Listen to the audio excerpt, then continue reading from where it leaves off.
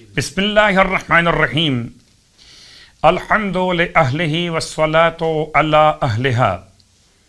ماہ مبارک رمضان کی دعاؤں کا سلسلہ، اور آج تلاوت کر رہے ہیں ہم 12ویں شب کی دعا۔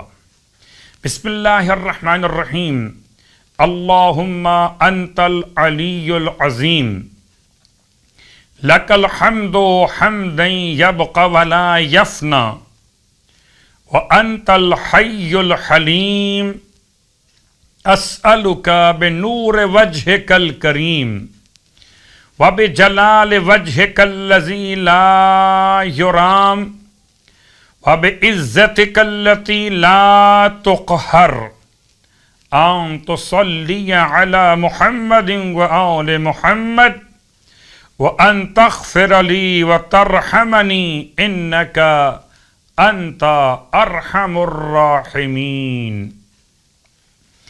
شب کی دعا کی تلاوت کے بعد 12ویں شب کی نماز مولائے کائنات علی ابن ابی طالب علیہ السلام کی اور روایت کے ذیل میں ارشاد فرماتے ہیں کہ 12ویں شب میں 8 رکعت نماز پڑھی جائے، 2 رکعت کر کے، جس کی ہر رکعت میں الحمد کے بعد 30 مرتبہ 30 مرتبہ سورہ انا انزلنا کی تلاوت کی جائے۔ 8 رکعت نماز 2 رکعت کر کے، ہر رکعت میں الحمد کے بعد 30 مرتبہ سورہ انا انزلنا کی تلاوت۔ اس کا ثواب کیا ہوگا؟ مولا فرماتے ہیں اللہ تعالیٰ اس نماز کے پڑھنے والے کو شکر کرنے والوں کا ثواب عطا فرماتا ہے، اور وہ روز قیامت صدیقین میں شامل کیا جائے گا۔ خداوند عالم ہمیں شکر گزاروں میں شامل کرے اور ہمارا شمار صدیقین میں سے قرار دے۔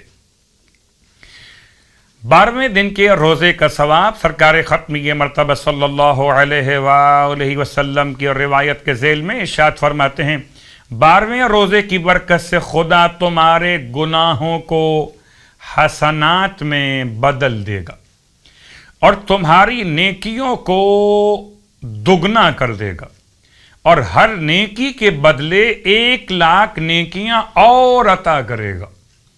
پروردگار ہمیں اس روزے کے ثواب کے حصول کی توفیق عطا فرمائے۔ 12ویں دن کے دعا کی تلاوت۔ بسم اللہ الرحمن الرحیم اللہم زینی فیہ بالستر والعفاف واسترنی فیہ بلباس القنوع والکفاف واحملنی فیہ علی العدل والانصاف وآمنی فیہ من کل ما اخاف بعصمتک یا عصمت الخائفین۔